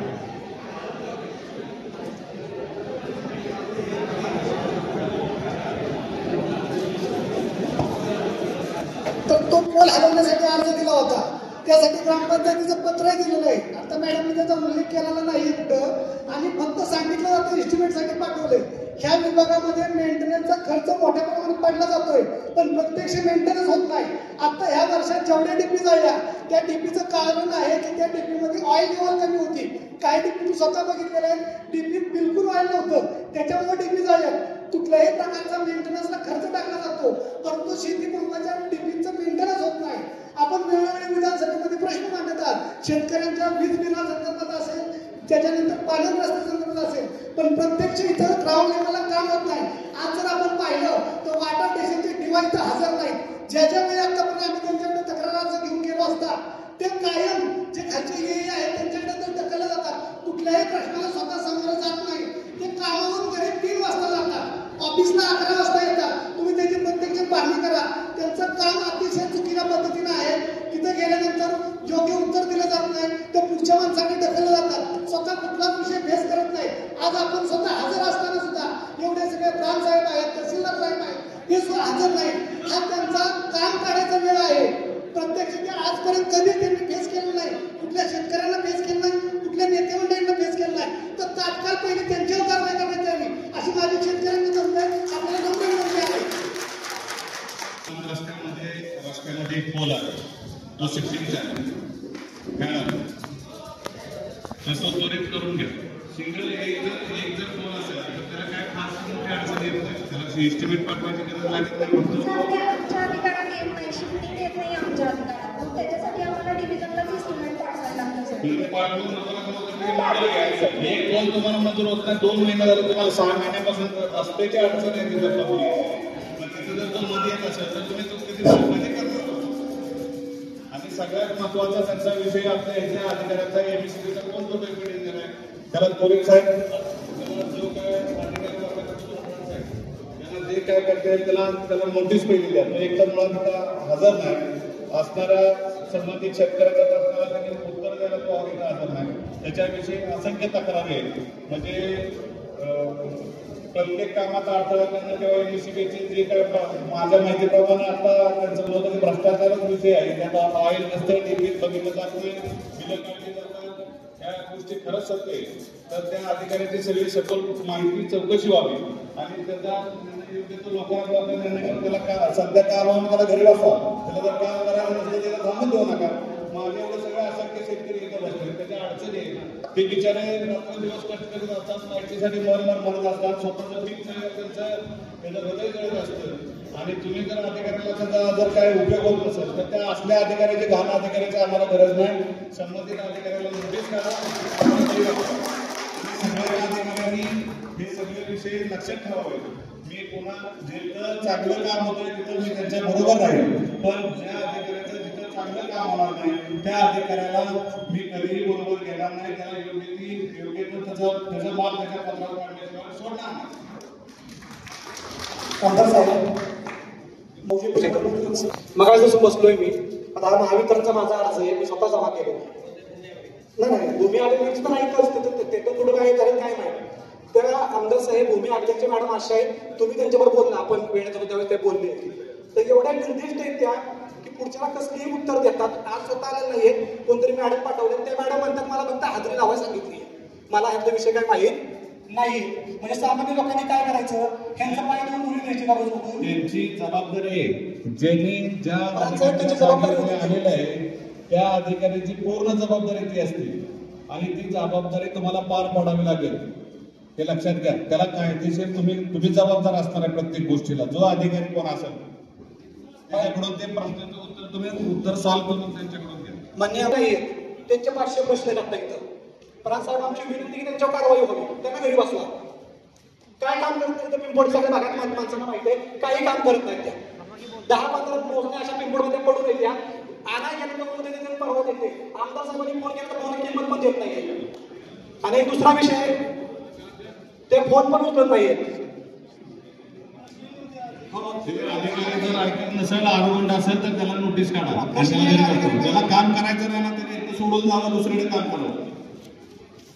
आमदार साहेब दुसरा विषय महावितरण संदर्भात 2 मिनिटं पिंपोड्यामधून मध्ये आपण त्या घुमाई रोडला जातो वर देवीकडे, तर तिथं आमची बेघर वस्ती गट नंबर 96 आम्ही ज्याला संबोधतो राजर्षी शाहूनगर, त्या तिथं लोक राहिल्या गेल्यापासून गेल्या 50 वर्षात इलेक्ट्रिसिटीच्या मेन 2च लाईन आहेत फक्त, न्यूट्रल आणि मेन. त्याची आर्थिक जी असते ही सिस्टीमच नाही त्या भागात. आज तिथं 1000 लोक राहतात. आमदार साहेब तुम्ही वर आलता गट नंबर 96 आपण इलेक्शनच्या वेळेस भेटलो बघा, तिथं लोक भेटले. सगळी माझी गरीब जनता आहे तिथं. रामोशी समाज, वाटार समाज, इतर समाज, सगळा समाज तिथं राहतो. आज तिथं कुठलीही मोटर चालत नाही, पिठाची चक्की चालत नाही. हा अर्ज 10 वेळा एमएससीबी दिलाय. आज महावितरणचा पिंपोडचा कोणच नाही इथं, एकही अधिकार नाही पिंपोडचा. काय विषय तो विषय अर्जच नाही आमचा, दिला होता का अर्ज? आणि आमचा अर्जच पिंपोडचा कुठला नाही आता इथे.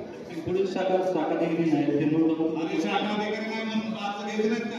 अर्ज घ्यायचं पुढे अर्ज तुम्ही टोळवाटोळी करता साहेब मला, तर तुम्ही काय करताय, तुमच्या अधिकारांना वाचवताय, आमची का तुम्ही करता का?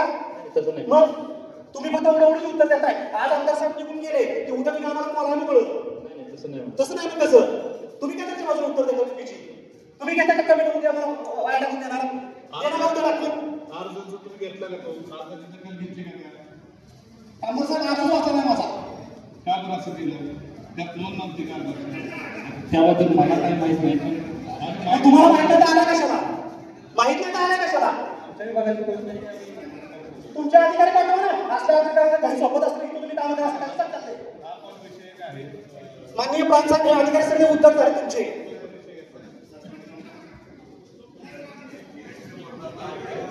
नाही त्या गट नंबर 96चं काय घातलं हे मला सांगावं यांनी. आमदार साहेब तिथं 1200 ते 1000 लोक राहतात. तहसीलदार साहेब सगळे मागासवर्गीय समाज तिथं माझा कोणाला नाही मर्डे ते नाही येतात. अरे मग त्या गावच्या अडचणींना कोण सोडवणार? तुम्ही जबाबदारी घेणार आहे का ते? आणि तुम्हालाच घ्यावी लागेल. अडचण जर कुठली नाही तर सर्वस्वी जबाबदार तुम्ही असणार आहे. प्रत्येक एमएससीबीच्या बाबतीतल्या सगळ्या तक्रारी तुमचे संबंधित सांगायचं बोललं त्या अधिकाऱ्याला आता हे मुलीच्या तक्रार होती याची नोंद आहे का आपल्याकडे? त्यांनी सगळी बनवली आहे ती. आणि त्यावरती उत्तर दिलं का तुम्ही? ती डिव्हिजनला निवडणूक पाठवून दिली. कारण सगळी लाईट त्यांनी भरलेली तरी हो सगळी तक्रार त्यांची पाठवून दिली. त्यांचा काय विषय आहे पुण्याच्या आपल्या न्यायालयात लोक न्यायालयात त्यांचा विषय आहे जे आपल्या कोर्टच्या मॅडम होत्या आणि तिच्या सर्कल लेवल असतात.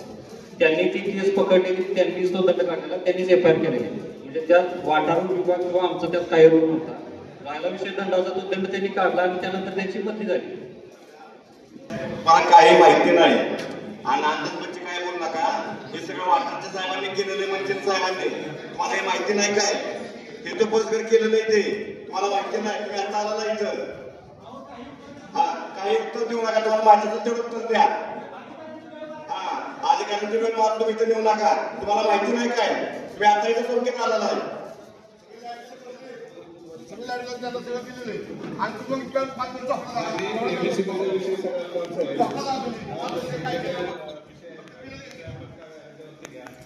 विषयाला परत बैठक अधिकाऱ्यांना एक्झिक्युटिव्ह इंजिनियरशी बोलून घेऊन त्यांना स्वतः इथं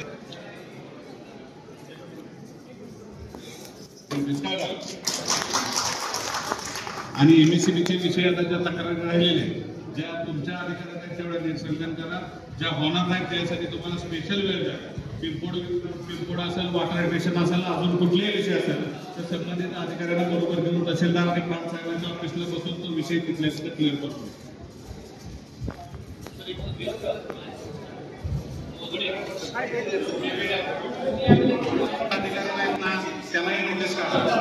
जे जे अधिकारी इथं आज उपस्थित नाहीत प्रत्येकाला आम्ही 2 महिने झाले सांगतोय. प्रत्येक अधिकाऱ्याशी संपर्क साधलेला आहे. प्रत्येक अधिकाऱ्यानं तसं सूचना केलेलं आहे आणि तो अधिकारी मुद्दाम असेल तर त्यांना प्रांत साहेब त्यांना नोटीस दिलीच पाहिजे. त्यांना कामावर हजर करून घेऊ नका.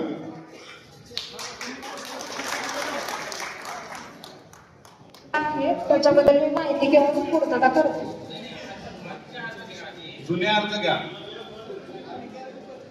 राहुल सदाशिव जाधव वाटा स्टेशन त्याचा नवीन शेतीपंप कनेक्शन पेंडिंग आहे.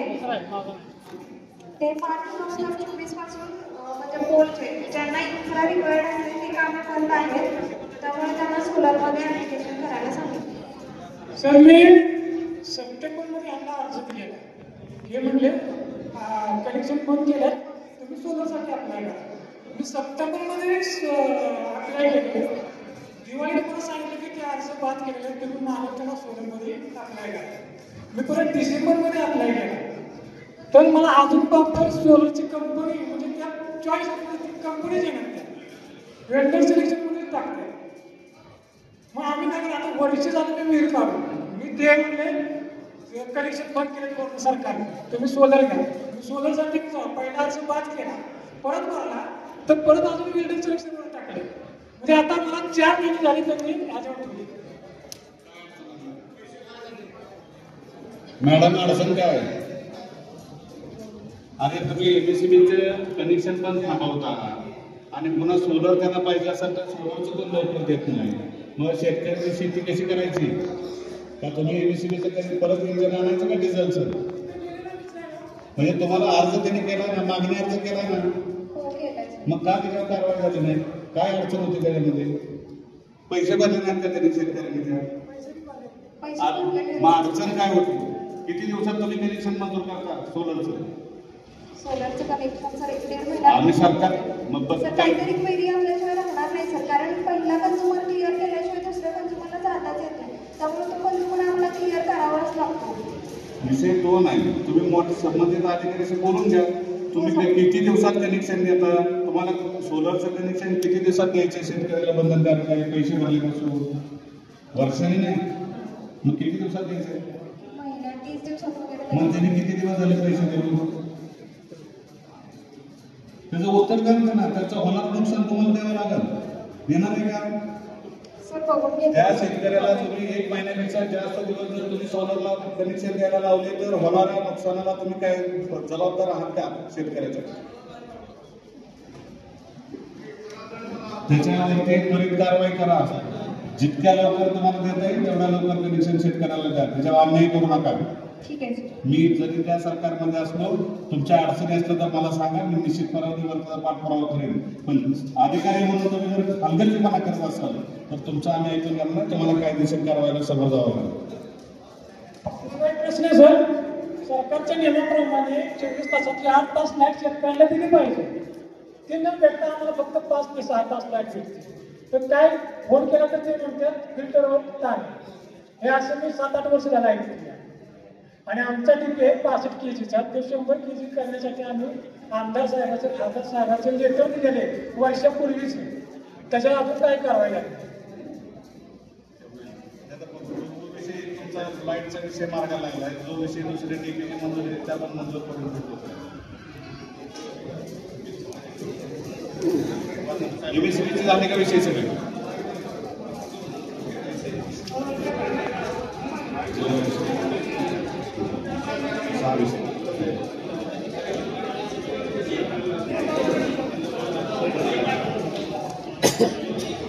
विठ्ठल माधव शिंदे वाटा स्टेशन हे महावितरणचे सेवानिवृत्त कर्मचारी आहेत आणि त्यांचा सेवानिवृत्त पेन्शनचा विषय पेंडिंग आहे. ते मानव संसाधन विभागाशी संपर्क साधून क्लिअर करून घेते. त्यांनी मला जन्मतारखेने घातलं हे बंद झालेलं आहे. आधार कार्डवरती 1/7 अधिकारी जन्मतारखे 1/7 बनले, तर ते म्हणतात तुम्ही 53 सालच्या जन्मतारखे घातला. तुम्ही सांगायला 53 सालचा जन्मतारखे घातला मला मिळतो का? त्याची नोंद आहे ना कुठं?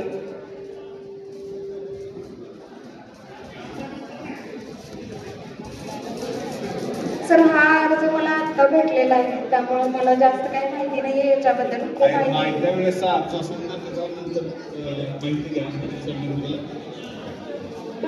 भेटलेला नाही आहे हा अर्ज, मला भेटलेला नाही आहे हा अर्ज. त्या अर्जाचा विचार करा. किती करूचे? इलेक्ट्रिक बोर्डला अर्ज दिला होता बौद्ध वस्तीसाठी सिंगल फेज लाईट देणे. आता आमची 3 फेज वर लाईट असते. बौद्ध वस्ती आमची 15 लोकांची वस्ती आहे, 15 घरांची. सध्या इथं 6-7 तास लाईट येत नाही. त्यांनी लाईटीची सोय करायसाठी आपण म्हणजे आपल्या साहेबांना पत्र दिलं होतं. विशी बोर्डाने कोटेशन काढून दिलं आणि सांगितलं की ते आमदार साहेबांच्या फंडातूनच होणार आहे. ते फंडिंग बौद्ध वस्ती सुधारणा योजनेसाठी आपण त्या विभागाला मी पत्र दिलं होतं. अजून आमदार साहेबांचं पण पत्र आलं असं इलेक्ट्रिक बोर्डाने म्हणते. नक्की फंडिंग कुठं होणार आहे, काम होणार आहे का नाही होणार? इलेक्ट्रिक बोर्डाचा असा विषय इलेक्ट्रिक बोर्ड लावतात सातारचं बोर्ड लावतात परत आहे इकडं कोरेगाव. नक्की कुठल्या आम्हालाच म्हणजे विषय असा होतो की आम्ही त्यांना आश्वासन दिलं की आम्ही तुम्हाला लाईट देतो आणि अजून तर काही लाईटीचा प्रश्न भेटत नाही आमच्याकडून. आपण 9 इस्टिमेट इलेक्ट्रिक बोर्डाने मजूर दिलेलं आहे आपल्याला सिंगल फेज लाईटसाठी. ते इस्टिमेट आम्ही सातारा डिव्हिजनला वाघ साहेबांना भेटलो. त्यांनी सांगितलं की ते आमदार फंडातून होऊ शकतं. वाठा रस्त्याला सिंगल फेज लाईट देणे 9 कोटचे इस्टिमेट वाठा विभागाने बनवलेले.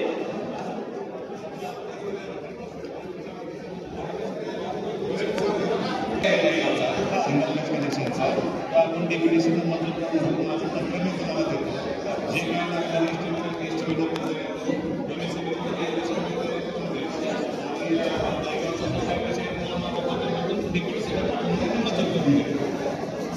अजून एक विषय होता, तुमचं गाव सातारा स्टेशनला येतं, तर हे गाव हे लास्ट एजला त्याच्यावरती काम चालू आहे आपलं.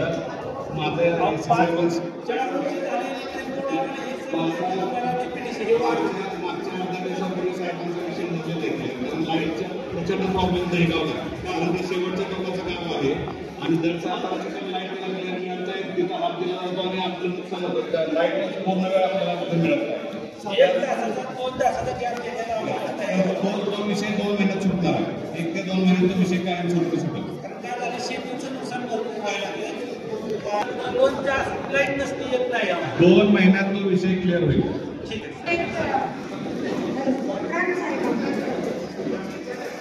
हॅलो नमस्ते.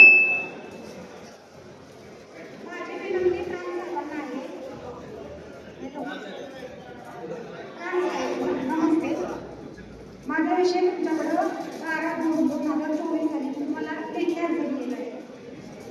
वाई जनता कोऑपरेटिव्ह सोसायटी आलेला आहे.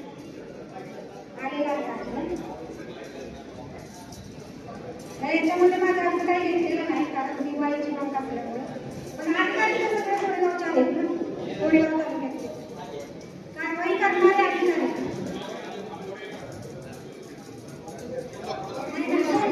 खमके अरुणा कृष्ण धुमाळ खमके 12/2/2024 बँकेविषयी हा आलं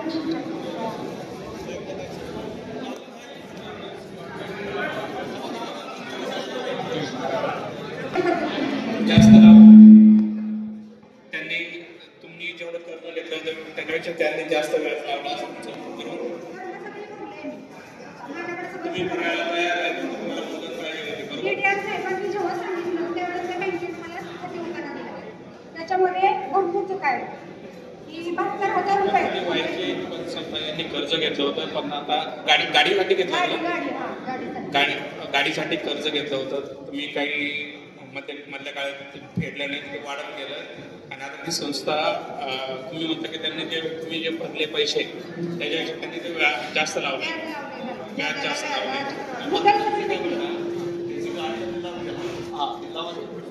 लिलावाचे पैसे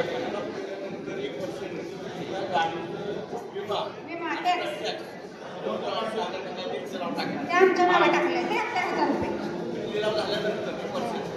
आणि सक्तीची किंवा कुठल्याही अधिकाऱ्याला नोटीस नसताना त्यांनी आमच्या जमिनीवर जागेवर बोजा चढवलाय आणि ती आमच्या गावात सगळ्यांना माहिती आहे. सभापती मंगेशाला धुमाळ यांनी व्हॉट्सअपवर टाकून 1 रुपया जमा करून त्यांना वाचवले. माझ्या दिराला त्यांच्या ह्याच्यावर त्यांनी बोजा चढवलाय. मॅडम काय करता येईल?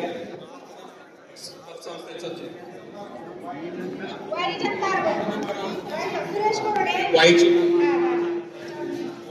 कॉपरेटिव्ह पण अशा विषय काय करायचा म्हणजे याच्यात काय मार्ग काढता येईल? ऑडिट चालू आहे का?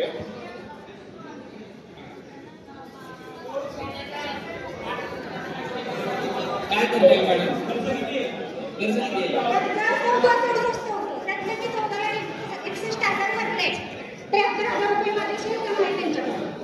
कर्ज किती टोटल?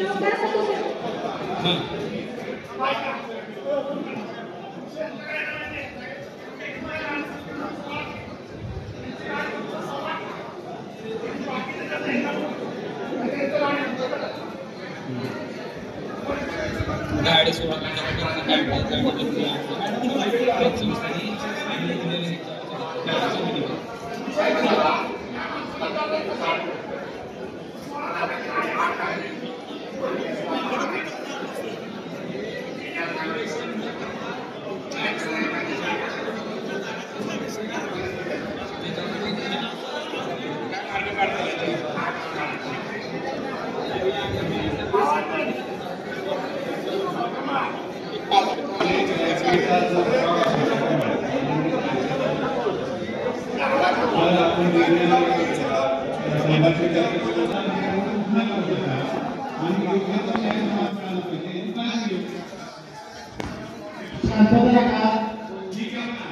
आमदार साहेब आपल्याला शेवट मार्गदर्शन करणार आहेत.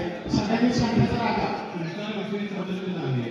संबंधित अधिकाऱ्याला सूचना करतो आहे की तुमच्याला दिलेला अन्याय कसा आहे तो तपासून पाहावा, तो अन्याय कसा दूर होईल याच्यासाठी आपण प्रयत्न करू. या मीडियात सगळ्या अधिकाऱ्यांची बैठक लावून क्लिअर करू, तुम्हाला सगळं नाही मिळवून देऊ.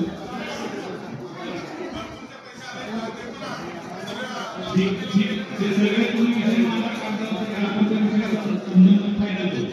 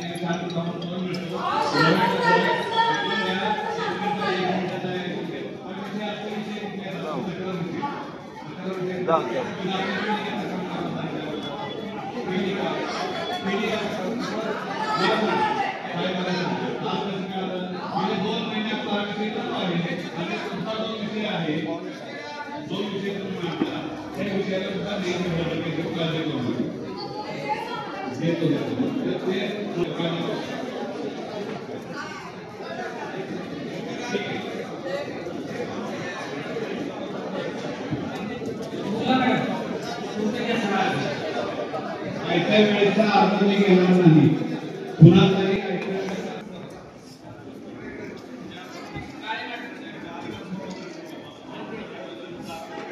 पहिला अर्ज आहे संजय त्रिंबक शिंदे व भानुदास दादासो यादव, शहापूर आसनगाव.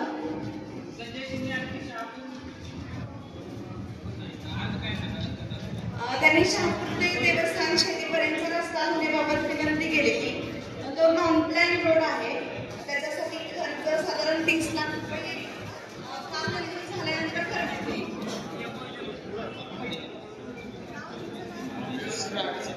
कुमार सोनके.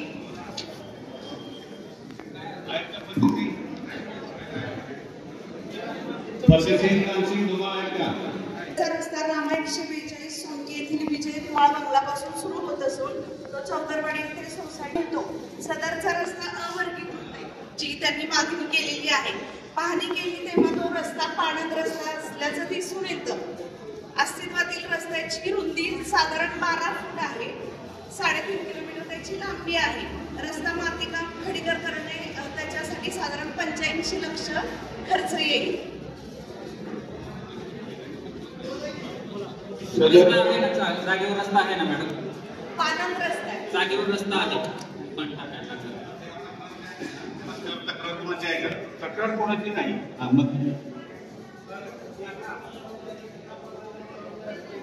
23 नंबरला तर रस्त्याची नोंद आहे का? 23 नंबरला पानंद रस्ता आहे. पानंद रस्ता आहे.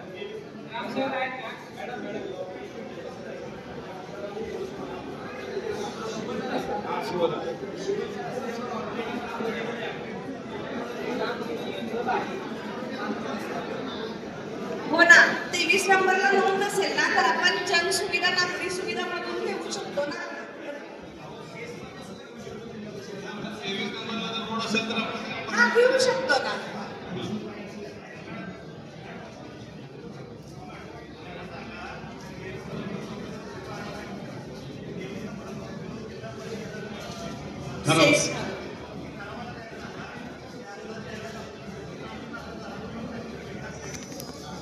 नंबरला नोंद करून त्या रस्त्याची त्याचा ठराव द्यावा लागेल. मग ZP6 मधून तुम्हाला अनुदान मिळेल आणि काम मंजूर होईल आणि करता येईल. संबंधित कागदपत्र आपण क्लिअर करून घेऊ आणि त्याच्यावर फंड टाकू. घेतो हाय मागितलं बसत ते नाही नेत्याने बोलणं माहिती नाही का? आम्हाला उभं केलं ना, आम्हाला बोलायला लावलं करून देऊ.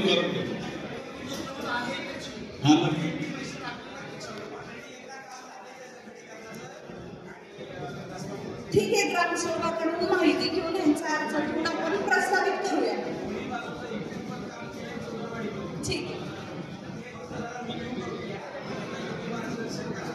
करून घेऊ.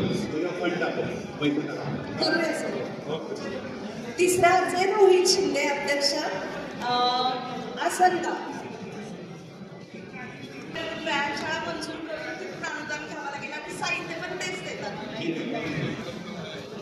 पुढचा अर्ज शेतकरी सोनके सोनकेकरात खूप शिवबधुबाई मोटरे रस्ता करून मिळण्याबाबत अर्जदारांनी 1.4 किलोमीटरचा तो रस्ता आहे ना त्याला 300 मीटरचं खरेदीकरण झालेलं आहे ऑलरेडी. त्यांनी नमूद केल्याप्रमाणे उर्वरित लांबीची आखणी नव्यानं करायची गरज आहे आणि साधारण हिची 68ला तो मिळतो आणि अस्तित्वातील रस्ता मातीकामाने खडीकरण केले साधारण त्याला 30 लाख रुपये खर्च आहे. हे योजनेचं मंजूर झालं की आपण करूया. सोनके शेतकरी असं लिहिलंय. सोनके शेतकरी कोण आहे? दादा सगळं टाकले. प्रदीप तुकाराम नलवडे. प्रदीप तुकाराम नलवडे वाटार स्टेशन. दहिगाव रस्ता भिखळे फाटा ते दहिगाव दुरुस्तीबाबत सदरचा रस्ता आपल्या शिफारसीनं 50 चौपन्नच्या आराखड्यामध्ये आपण घेतलेला आहे. प्रमा झाली की मग आपण त्याचं काम करूया. सुरू होईल काम ते. विक्रम विठ्ठल करे वाटार स्टेशन. त्यांनी दहिगाव रस्ता भिखळे फाटा ते दहिगाव दुरुस्तीबाबत मागणी केलेली आहे. तो साधारण 800 मीटरचा आहे. 3.75 मीटर लांबी आहे. त्याला 45 लक्ष खर्च आहे आणि आराखड्यामध्ये प्रस्तावित आहे. प्रमा झाल्यानंतर काम करता येईल. नाही अडचण. प्रमा झाली की काम करता येईल आपल्याला. 6 अर्ज होते. 6च्या 6 वाजता. विषय होता लँड सेडिंग करायचं होतं. 11 फेब्रुवारीला केले. त्यांचे पैसे पण कमी झाले. RTSच्या म्हणजे 7-12 विषय अर्ज आहेत. 8 अर्ज आहेत. त्याच्या आधी ह्याचे घेतो सर संजय गांधीचे. अभिजित बाळासो चव्हाण त्यांनी 3 जानेवारीच्या बैठकीमध्ये मंजूर झालेलं आहे. पेन्शन सुरू झाली त्यांची. त्याच्यानंतर 3 अर्ज आहेत रेशन कार्ड. वैशाली श्रीकांत फडतरे